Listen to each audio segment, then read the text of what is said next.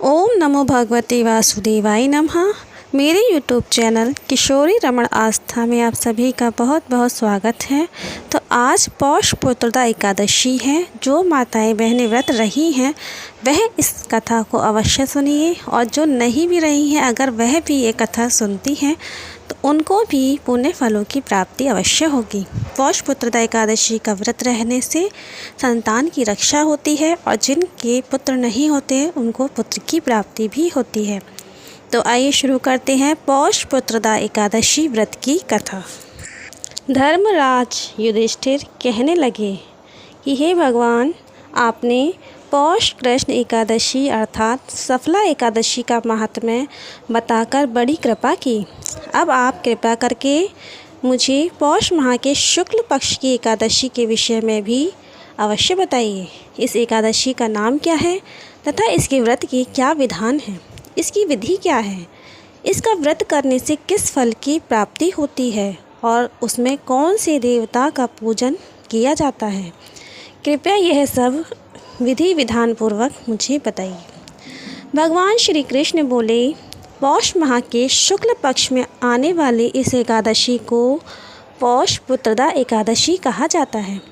इसमें भी नारायण भगवान की पूजा की जाती है। विधि पूर्वक इस व्रत को करना चाहिए। इस चर और अचर संसार में पुत्रदा एकादशी के व्रत के समान दूसरा कोई भी व्रत नहीं है। इसके पुण्य से मनुष्य तपस्वी, विद्वान और लक्ष्मीवान होता है। इसकी मैं एक कथा कहता हूँ, सो तुम ध्यानपूर्वक सुनो।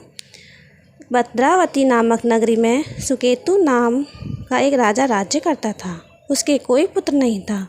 उसकी स्त्री का नाम शैव्या था। वह निपुत्री होने के कारण सदैव चिंतित रहता था। राजा के पितर भी रो रो कर पिंड लिया करते थे और सोचा करते थे कि इसके बाद हमको कौन पिंड देगा। राजा को भाई, बांधव, धन, हाथी, घोड़े, राज्य और मंत्री, इन सब में से किसी से भी संतोष नहीं होता था। वह सदैव यही विचार करता था कि मेरे मरने के बाद मुझको कौन पिंडदान करेगा। बिना पुत्र के पितरों और देवताओं का ऋण मैं कैसे चुका सकूंगा।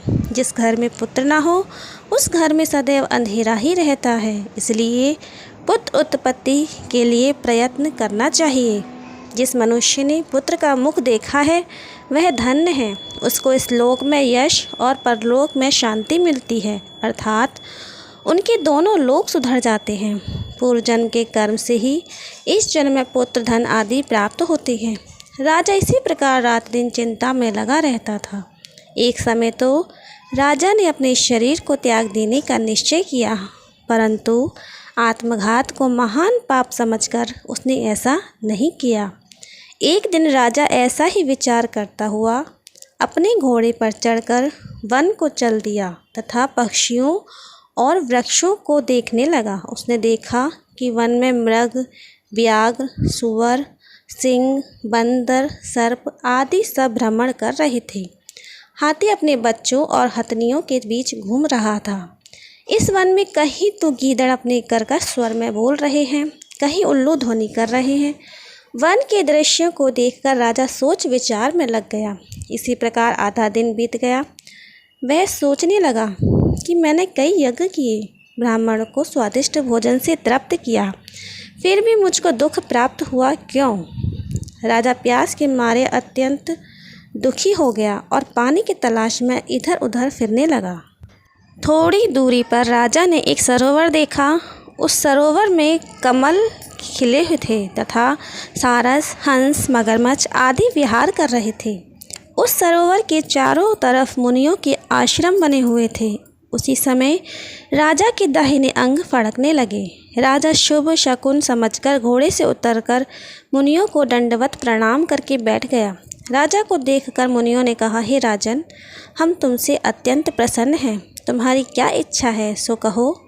राजा ने पूछा, महाराज आप कौन हैं और किस लिए यहाँ आए हैं, कृपया करके बताइए।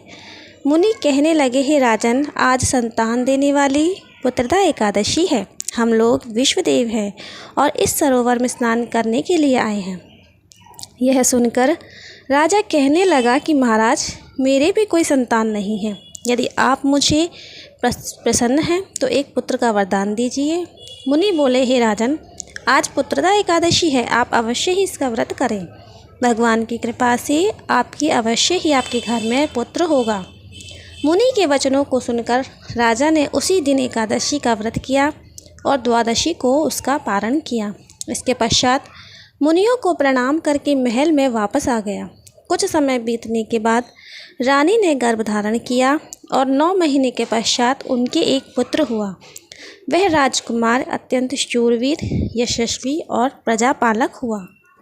श्री कृष्ण बोले, हे राजन, पुत्र की प्राप्ति के लिए पुत्रदा एकादशी का व्रत करना चाहिए। जो मनुष्य इस महात्म्य को पढ़ता या सुनता है उसे अंत में स्वर्ग की प्राप्ति होती है। बोलो विष्णु भगवान की जय, माता लक्ष्मी की जय। पुत्रदा एकादशी की बहुत बहुत शुभकामनाएं। माताएं, बहनें, आज के दिन आपने जिसने भी ये कथा सुनी, कमेंट बॉक्स में अच्छी लगी हो तो ज़रूर विष्णु भगवान की जय ज़रूर लिखिए। चैनल को सब्सक्राइब कर लीजिए अगर आपने सब्सक्राइब नहीं किया तो। जय माता की।